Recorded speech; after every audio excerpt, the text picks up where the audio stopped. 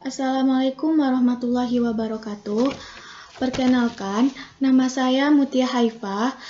Di sini saya akan melakukan presentasi tentang modulasi amplitudo, di mana presentasi ini untuk memenuhi ujian akhir semester pada mata kuliah dasar telekomunikasi. Di sini saya memiliki NIM 2001051013 dan di kelas 1A D3 Teknik Telekomunikasi. Baiklah, pada materi ini, hal-hal pendukung pada materi, yaitu saya dapat dari referensi channel YouTube, yang kedua, referensi modul PDF di Spada, yang ketiga, referensi link Google. Baiklah, sekilas tentang modulasi itu apa? Pertama, modulasi adalah penumpangan suatu sinyal informasi pada suatu sinyal karier. Biasanya digunakan pada komunikasi yang memanfaatkan radio. Yang kedua, sinyal informasi pada komunikasi analog pada umumnya berupa sinyal suara atau voice. Pada komunikasi data digital, sinyal informasi berupa data digital berupa biner, yaitu nilai 0 dan 1. Di mana sinyal suara yaitu sinyal penyiarnya. Suara orangnya itu yang akan menjadi sinyal informasi. Yang ketiga, sinyal karier yaitu gelombang radio yang frekuensinya lebih tinggi dari sinyal informasi, di mana sinyal karier ini disebut juga dengan sinyal pembawanya.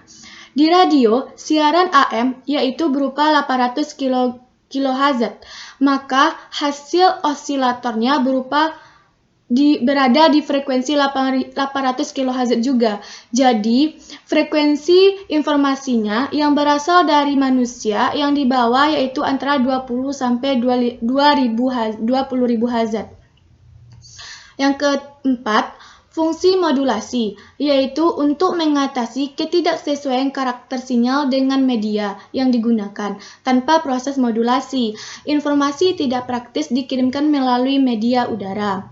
Jadi, modulasi amplitudo itu yaitu salah satu teknik modulasi yang proses pemodulasian sinyal frekuensi rendah atau sinyal informasi pada frekuensi tinggi dengan mengubah amplitudo gelombang frekuensi tinggi atau frekuensi pembawa tanpa mengubah frekuensinya.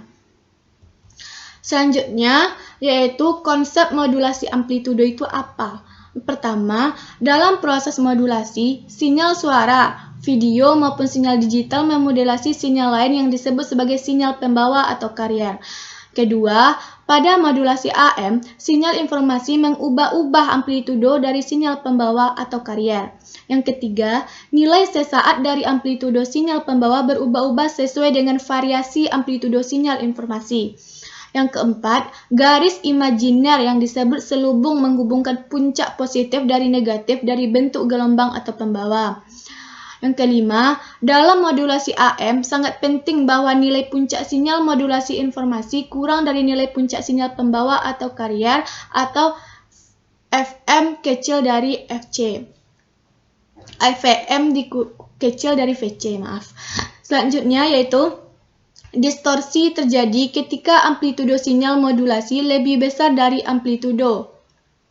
Selanjutnya, modulator adalah sirkuit yang digunakan untuk menghasilkan sinyal AM. Modulator amplitudo menghitung hasil perkalian sinyal pembawa dan sinyal modulasi.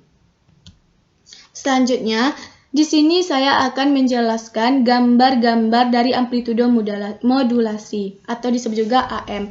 Di mana yang pertama di sini yaitu adanya sinyal. Sinyal ini berupa frekuensi rendah yang berupa sinyal informasi atau sinyal suara.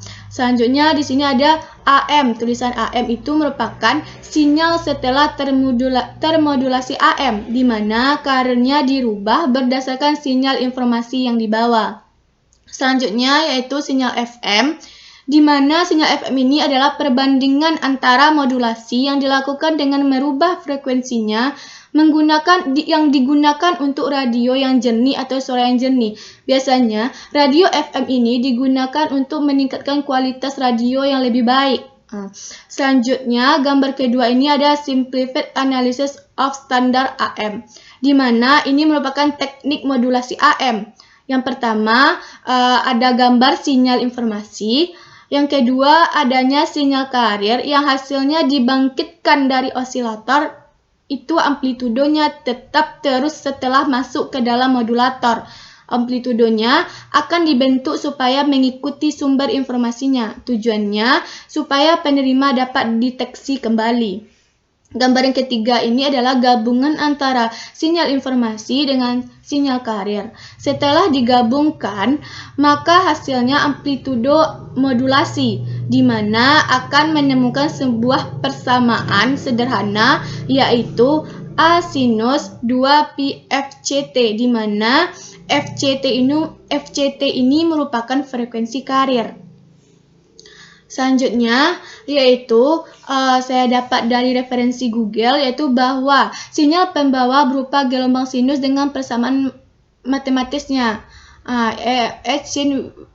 sin omega t, di mana kita bisa lihat yaitu amplitudo maksimum sinyal pembawa omega c dengan 2 pfc dengan fc adalah frekuensi sinyal pembawa, dapat dilihat dari referensi Google ini. Selanjutnya, yaitu adanya pengaruh indeks modulasi.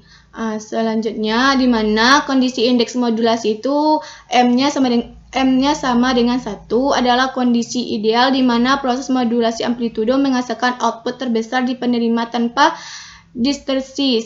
Spektrum sinyal AM dapat digambarkan sebagai berikut. Di sini saya juga menampilkan spektrum sinyal AM. Bisa dilihat pada ada gambarnya dan ada rumusnya. Selanjutnya, dapat disimpulkan bahwa indeks modulasi itu adalah ukuran seberapa dalam sinyal informasi memodulasi sinyal pembawa. Dari rumus sinyal pembawa, pengaruh indeks modulasi, dan spektrum sinyal AM ini dapat kita simpulkan bahwa dari persamaan-persamaan tersebut di atas dapat kita ketahui bahwa lebar pita frekuensi atau bandwidth dalam sebuah proses modulasi amplitudo adalah 2 frekuensi sinyal informasi. Selanjutnya, di sini saya juga menampilkan sidebands, di mana sidebands ini yaitu efek dari modulasi AM, yaitu munculnya sideband, di mana sidebands ini merupakan frekuensi lain selain karier. Akibat terjadinya modulasi, kalau di AM akan muncul sideband yang frekuensinya akan sebanding dengan frekuensi sinyal informasi. Munculnya sideband ini berada di sisi kiri dan di sisi kanan, di mana akan ini ada LSB dan USB, di mana LSB ini berasal dari sisi kiri dengan frekuensi yang rendah, dan USB adalah untuk bagian sisi kanan dengan frekuensi yang sangat tinggi. Selanjutnya yang ketiga yaitu adanya karier bisa dipancarkan full AM dan juga tidak ikut dalam pancaran DSB atau SC. Selanjutnya yaitu pada AM sideband yang tetap harus dijaga minimal salah satu sideband atau SSB. Selanjutnya di sini saya juga menampilkan penggunaan AM itu apa-apa saja. Yang pertama yaitu ada siaran radio MW dan SW, di mana MW ini berkisar antara 600 sampai 1600 MHz. SW ini berkisar antara 1800 sampai 30 MHz. Selanjutnya siaran televisi analog VHF dan UHF, di mana VHF ini berkisaran di atas 30 MHz dan UHF ini berkisaran 3000 MHz. Selanjutnya itu komunikasi GTA atau VHF. Selanjutnya yaitu komunikasi suara lewat radio, di mana untuk analitir mendapat alokasi pada pita komunikasi. Demikianlah presentasi saya pada saat ini. Apabila ada kesalahan dan kekurangan, saya mohon maaf. Saya akhiri dengan Assalamualaikum warahmatullahi wabarakatuh.